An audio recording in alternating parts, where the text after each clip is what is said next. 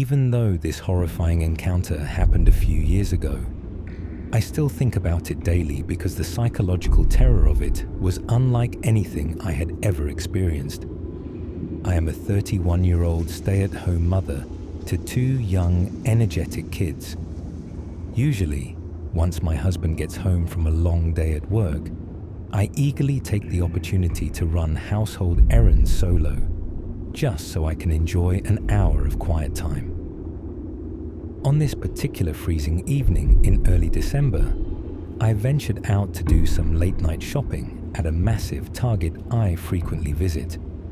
I am by no means a paranoid person, but during my college years, I attended several intensive seminars on human trafficking.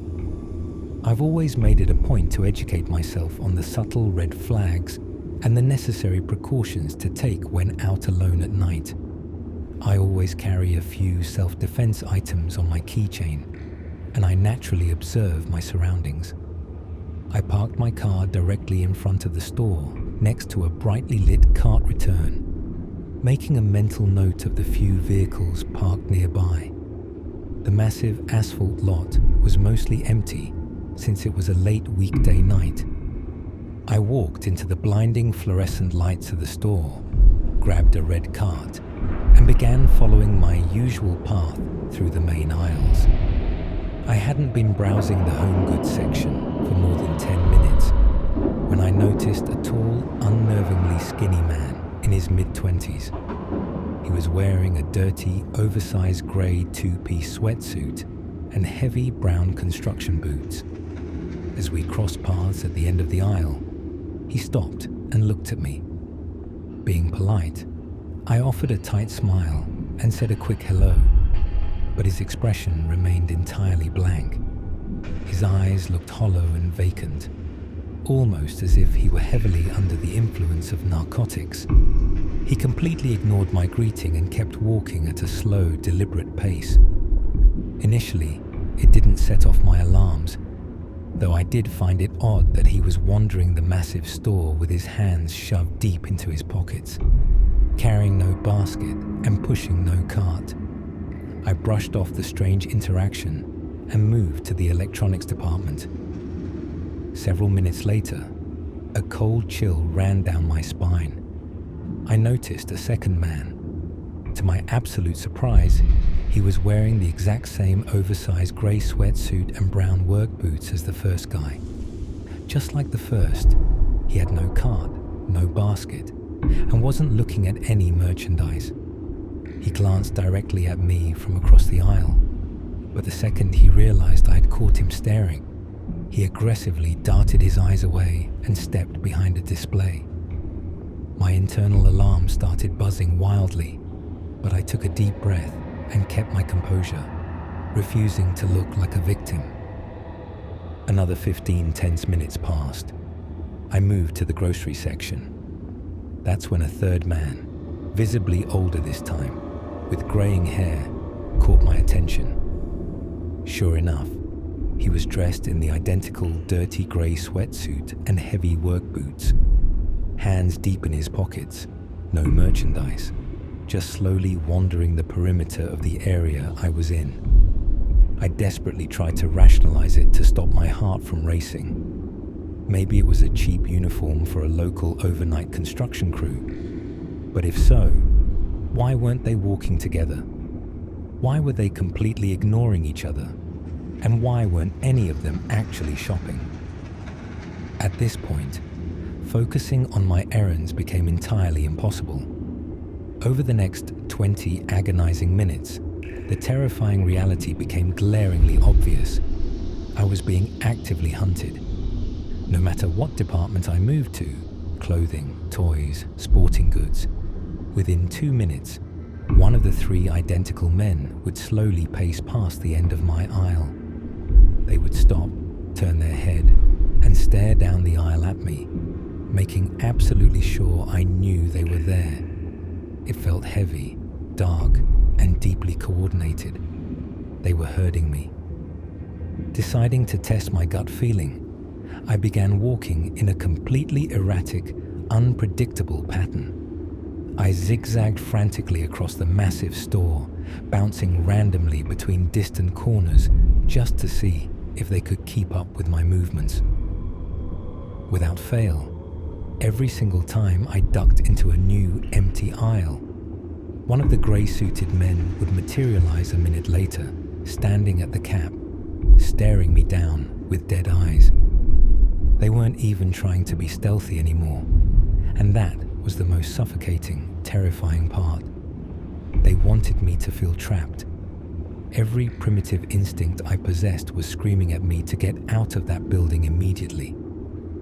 I gripped the plastic handle of my shopping cart with white knuckles, calculating exactly how I could use the metal frame as a battering ram if they decided to corner me in a blind spot.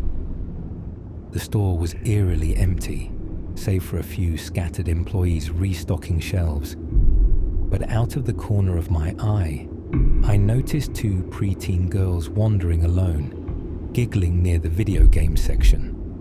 The men had completely ignored the vulnerable girls to focus entirely on me, but my maternal instincts flared up hot and fast. I quietly approached the teenagers, interrupted their conversation, and urged them with absolute seriousness to immediately go find their parents and stick by their side, trying my best not to incite pure panic, but making sure they understood the danger. I finally abandoned my shopping cart in the middle of an aisle and headed straight for the brightly lit front registers. Out of my peripheral vision, I saw the first man, the skinny 20-something, power walking up quickly behind me. My blood ran cold. I stopped dead in my tracks, spun around, and locked eyes with him, ready to scream. I will never, ever forget the absolute, unadulterated darkness in his face. A sickening, eerie smirk slowly spread across his cracked lips. He didn't stop walking. He aggressively nudged my shoulder with his own as he passed, never once breaking intense eye contact. He walked past me toward the exit, but instead of turning around, he literally walked backward through the automatic sliding glass doors out into the freezing night, just to keep his sinister, unblinking gaze fixed directly on my face until the door shut behind him. Once he was out the door, I frantically scanned the front of the store and realized I had completely lost sight of the other two men. My entire body began to shake violently. I power-walked to the nearest open cashier, leaned over the scanner, and discreetly begged for a manager. When an older woman arrived, I quickly explained the terrifying coordinated stalking of the last hour and pleaded for a male employee to escort me to my vehicle. The manager's face fell instantly, all the color draining from her cheeks. When I frantically described their identical grey outfits, she nodded grimly, confirming she knew exactly who I was talking about. She leaned in and revealed that several female employees had reported these exact same men for stalking them to their cars during previous late-night shifts. She promised to lock down the front doors, call the police immediately, and assigned a massive, intimidating male security team member to walk me out. When the security guard and I stepped through the automatic doors into the biting night air, my stomach completely dropped to the pavement. Parked illegally in the fire lane, about 3 spaces directly behind my lonely car, was a massive, windowless, white cargo van. The skinny man, who had smirked at me, was sitting behind the wheel with the engine idling, exhaust pluming into the cold air. The other 2 older men in grey were leaning casually against the side of the metal sliding doors, attempting to stay obscured in the shadows of the building, completely facing my vehicle. It was a horribly cliché scene straight out of a nightmare, and it was undeniably terrifying. I stopped walking, pointed a shaking finger directly at the van, and told the security guard, "There they are." The very second the 3 men saw the massive male employee pointing directly at them, the trap shattered. The two men leaning on the van scrambled frantically into the back cargo hold, slammed the heavy metal doors shut, and the driver floored the gas. The van sped out of the parking lot recklessly, blowing through a stop sign and vanishing onto the main highway. I made it home safely to my husband and kids, locking every door behind me, but I dread to think what would have happened if I had confidently walked out to my car alone in the dark. The following week, local news outlets reported multiple attempted abductions in the sprawling shopping center, parallel to that exact target. I am entirely, sickeningly certain it was the same three identical men in the white van.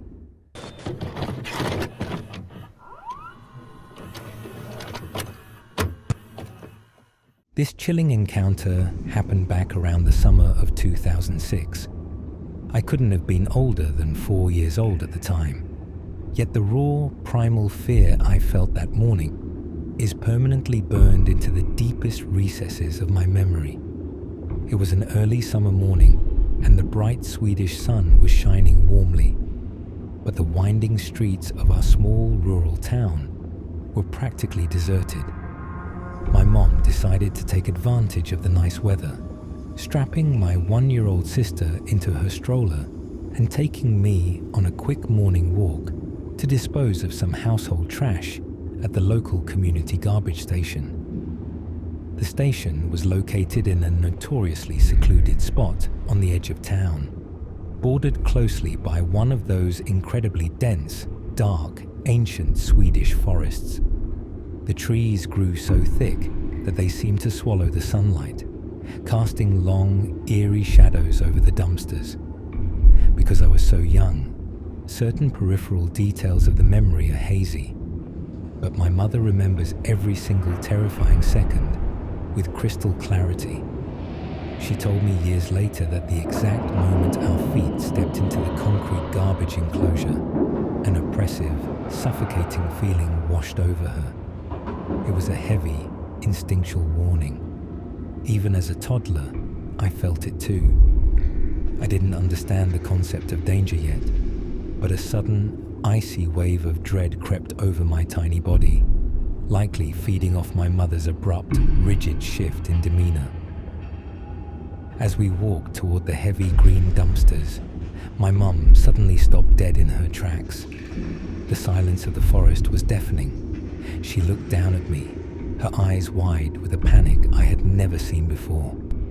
She said my name with a terrifying razor-sharp intensity and explicitly ordered me to grab onto the plastic handle of my baby sister's stroller as hard as I possibly could. She leaned down and fiercely whispered that I was to never let go, no matter what happened next. That is the most vivid, visceral memory I have of the entire ordeal. Hearing the sheer, unmasked terror vibrating in my own mother's voice made my blood turn to ice. I didn't question her. I just froze in place, gripping the stroller handle with white knuckles, my tiny heart hammering against my ribs. I don't recall much of what happened in the next few minutes, but my mother's haunting account of the events explains exactly why she thought we were going to die. Not 30 feet from where we stood, half obscured by the shadows of the tree line, a heavy commercial truck was parked with its massive diesel engine idling smoothly. It wasn't entirely unusual for long-haul truckers to rest on the side of that secluded road, but the man sitting high up behind the wheel wasn't resting. He was staring directly, unblinkingly, at us. My mum said he examined her with the cold, hyper-focused, calculated gaze of an apex predator assessing its prey.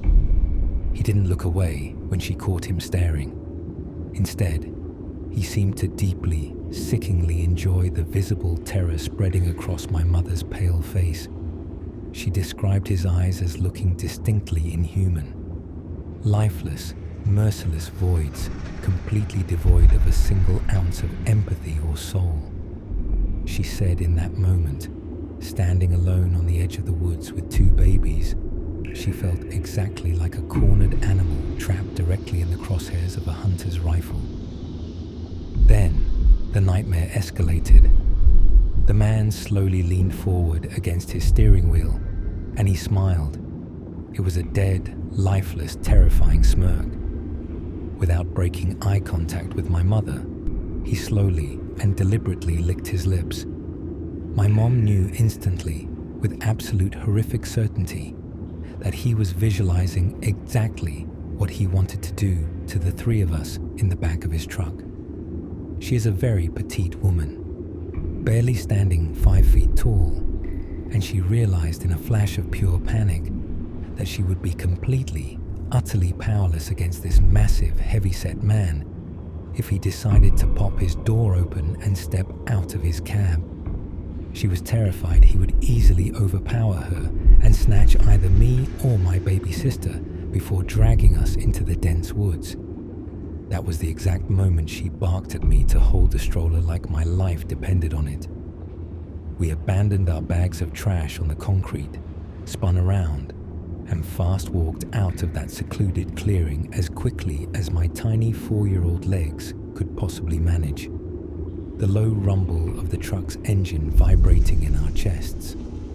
We didn't stop power walking, constantly checking over our shoulders for the massive man, until we were safely locked behind the heavy deadbolts of our house. For years, we never spoke about the incident.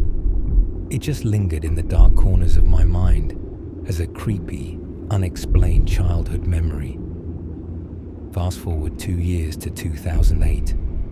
The entire country of Sweden was rocked by a horrific, heartbreaking tragedy.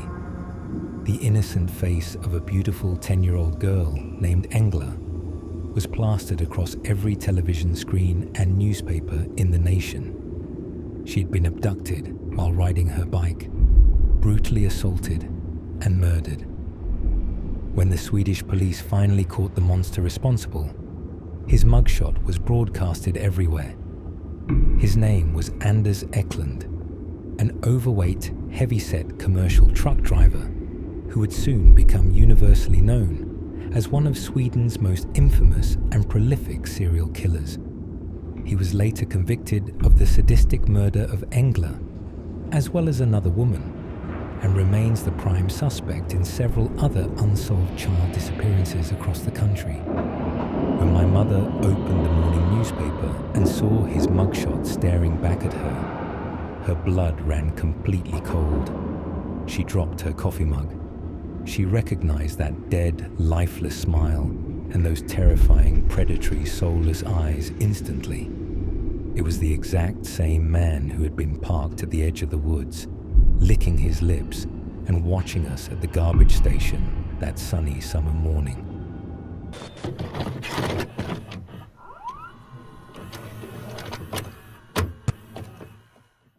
It was the quiet, freezing week of Christmas, and my wife and I were spending the holidays visiting her childhood home. Her mother lives there alone now. Well, alone if you don't count her 2 lazy cats. The house sits on a perfectly quiet, pristine cul-de-sac, deep in the suburbs. If you're picturing freshly mowed lawns, decorative American flags waving gently on wide porches, and empty, peaceful sidewalks where nothing bad ever happens, you're picturing it exactly right. It's a quaint single-story home with an attached 2-car garage facing the street. The garage itself has 2 pedestrian doorways in addition to the main heavy electric car door. One door leads out to the fenced-in backyard garden, which features a dilapidated, oversized old doggy door from their long-gone days of owning a golden retriever. They had lazily covered the hole with a thin, flimsy piece of nailed-in plywood years ago. It had always made me a little uneasy, looking like a massive security flaw, but since it had been entirely ignored for a decade without incident, I figured it was fine. The second door connects the cold interior of the garage directly to the warm kitchen. It was a cheap, flimsy, hollow-core interior door. It could stop a mouse, maybe block a cold draft, but it certainly could not stop a determined human being. We were fast asleep in my wife's old childhood bedroom at the front of the house. Around 3 a.m., I was buried deep in the darkest, heaviest phase of REM sleep when a horrific sound violently shattered the dead silence of the house. It was a scream. "What are you doing?" My mother-in-law shrieked from the dark hallway. Even through the thick, disorienting fog of exhaustion, the sheer volume of the sound hit my eardrums like a jet engine roaring right through the bedroom. I bolted upright in bed, my heart instantly hammering against my ribs at 1,000,000 miles an hour. The lizard part of my brain, the deep, primitive survival instinct we all carry but rarely use, immediately registered the raw, unadulterated terror vibrating in her voice. This wasn't a casual, "Oh, you startled me in the dark" yelp. This was the blood-curdling sound of someone who genuinely believed they were about to be violently murdered in their own home. Having consumed my fair share of true crime media, my very first panicked thought was, "Oh my God, is this really happening to us?" People always wonder whether they naturally possess a fight or flight response when faced with genuine, life-threatening danger. That freezing December night, I discovered I am definitively a fighter. I vaulted out from under the warm covers, a massive dump of pure adrenaline flooding my system and entirely erasing my exhaustion. Without a single conscious thought, I let out this absolute feral, animalistic growl from the bottom of my chest. Using the deepest, most aggressive, psychotic voice I could possibly muster, I roared, "I'm going to kill you," at the absolute top of my lungs, and charged blindly out the bedroom door into the dark hallway. I sprinted down the hall and almost collided with my mother-in-law. She was standing completely frozen in her nightgown, her face pale as a ghost with pure shock. We locked eyes for a frantic split second before she silently pointed a violently shaking finger toward the kitchen entrance. I tore past her and rounded the corner, ready to fight for my life. The cheap, flimsy, hollow core door connecting the kitchen to the garage was completely obliterated. The lock had been kicked clean through the cheap wood, with sharp, jagged wooden splinters scattered violently right across the kitchen linoleum.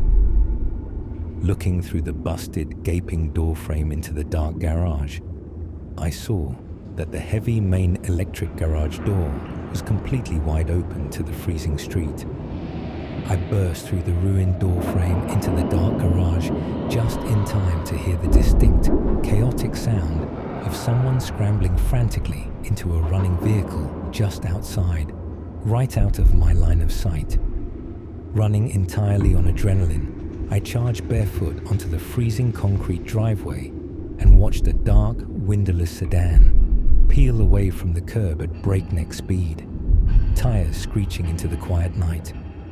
Fueled entirely by protective rage, I stupidly chased after the speeding car down the middle of the street, screaming at them. But obviously, I couldn't keep up with a 2-ton machine. The red taillights vanished around the corner into the maze of the neighborhood, leaving me standing completely breathless and freezing in the middle of the dark asphalt. The police arrived with their sirens blaring within 3 minutes, which definitely made us feel a little better about my mother-in-law living alone in the future. After thoroughly sweeping the property and taking our breathless statements, the officers pieced together exactly what had happened. My mother-in-law had woken up to a soft thud. Thinking it was a cat, she walked into the dark kitchen and caught a small framed woman violently kicking in the hollow core door from the garage. The police theorized this woman was the designated point person for an organized professional burglary crew. Her job was to pry off the thin plywood, squeeze her small frame through the doggy door, breach the kitchen, and hit the wall button to quietly open the main garage door. Once open, Her accomplices were waiting in the idling car to back directly into the garage, close the door behind them, and systematically clean out the entire house completely unnoticed by the neighbors. The burglars had clearly monitored the house and thought it was empty, save for the old woman. Thankfully, between my mother-in-law catching the intruder perfectly in the act and a massive, enraged guy roaring a psychotic death threat from down the dark hallway, they entirely panicked and abandoned the plan. We were all incredibly safe, but the very next morning at the crack of dawn, I drove to the local hardware store and bought the heaviest, thickest, solid wood, steel-reinforced security door I could find to replace that hollow core junk. I'd love to see a burglar try to kick that one in.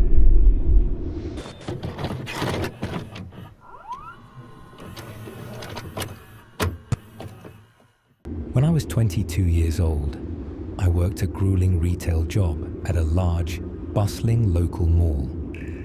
Because of my unpredictable closing shifts, it was often pitch black and freezing by the time I finally walked out to the isolated bus stop at the far edge of the massive parking lot to catch a ride home. The area was notorious for having its fair share of desperate addicts and lingering creeps hanging around the transit benches, but they generally minded their own business, so I never felt overtly threatened.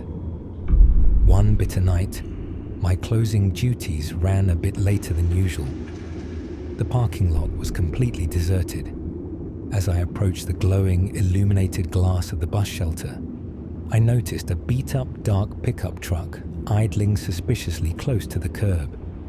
The older driver was leaning halfway out of his window, aggressively talking down to a girl sitting alone on the bench. She looked incredibly young. She couldn't have been a day older than 15, wearing an oversized hoodie and clutching a small backpack. It wasn't entirely unusual to see annoyed parents picking up their teenage kids who worked the late-night shifts at the mall food court. So at first glance, I genuinely assumed it was just a frustrated dad picking up his daughter after a long shift.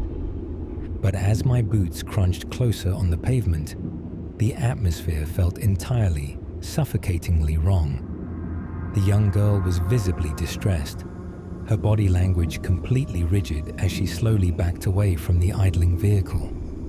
The man in the truck stopped yelling for a second and shot me a filthy, venomous glare as I sat down on the far end of the bench.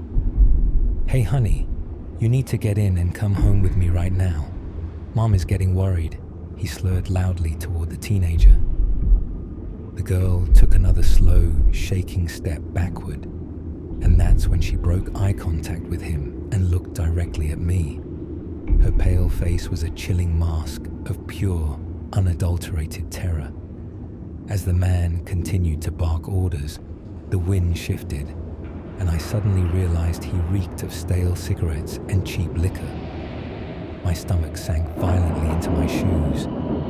My bus wasn't scheduled to arrive for another agonizing 30 minutes, and I am a very small, 5-foot-tall woman. Still, every single primitive alarm bell in my head was ringing, screaming at me that this aggressive drunk was absolutely not her father. "Come on, honey, let's get in the truck. Get in the truck right now, it's late," he demanded, his slurred voice dropping from annoyance into a low, terrifyingly intimidating growl. I knew with absolute certainty that if she got in that truck, she was never coming back. I had to intervene. I took a deep breath, stood up, plastered a massive, theatrical, beaming smile on my face, and turned directly to the young girl. "Oh my God, hey, wow, I haven't seen you in such a long time," I exclaimed cheerfully, projecting my voice as loud as I could. I immediately launched into rapid-fire, nonsensical small talk about school and made-up friends. The terrified girl instantly caught onto the lifeline. She practically lunged over to my side of the bench, sitting down so tightly her shoulder was pressed into mine, completely ignoring the seething man in the truck. Visibly enraged by the interruption, The man violently threw his truck into park. He shoved his heavy door open and stepped out into the cold air. He stormed off toward the back of the truck bed, and for one fleeting, desperate second, I prayed he was just grabbing something to leave.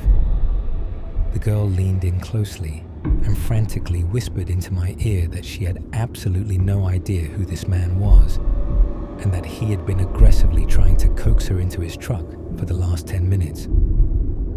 I squeezed her hand and whispered back to act entirely natural and to keep refusing no matter what he did. A moment later, the massive man stormed back up to the illuminated bus stop. He was holding a cell phone up to his ear, loudly pretending to be on a call with her mother. But his other hand was down by his side, tightly gripping a heavy, rusted metal pipe. "Okay, get in the truck now. Your mum is pissed," he barked at the trembling teenager, stepping into the shelter. Then he whipped his heavy head toward me, glaring with sheer, murderous malice.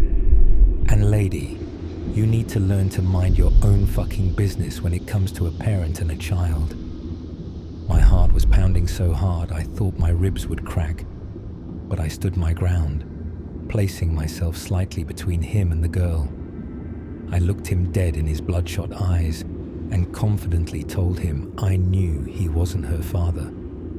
I raised my hand and pointed out that the mall's high-definition security cameras on the light poles were aimed directly at the bus stop, currently recording every single move he was making. He glanced up at the black domes on the poles, clearly realizing his manipulative trap had entirely fallen apart, but the alcohol and rage won out. He let out an animalistic grunt, lunged forward, grabbed the young girl by the sleeve of her jacket, and started violently dragging her toward his running truck. She screamed bloody murder and struggled frantically to break his iron grip. I jumped up and threw my entire body weight into him, trying to physically shove him off of her, but he violently backhanded me in the chest, pushing me back onto the bench, screaming at me to stay out of a family matter. Just then, I caught a flash of bright neon movement out of the corner of my eye. A mall security guard was standing behind the locked glass doors of an entrance just 50 yards away. He had heard the screaming. He caught my eye through the glass and frantically mouthed, "Are you okay?"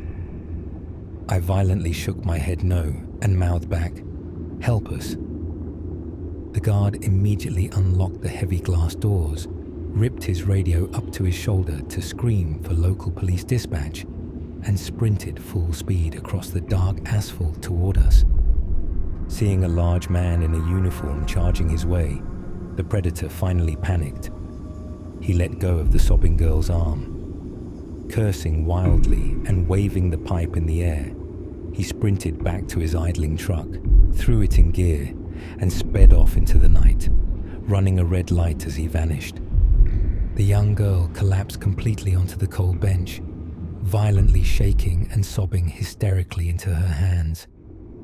We stayed closely guarded by the security officer until 3 police cruisers swarmed the area with sirens blaring, followed shortly by her actual parents, who were utterly horrified by what had almost happened.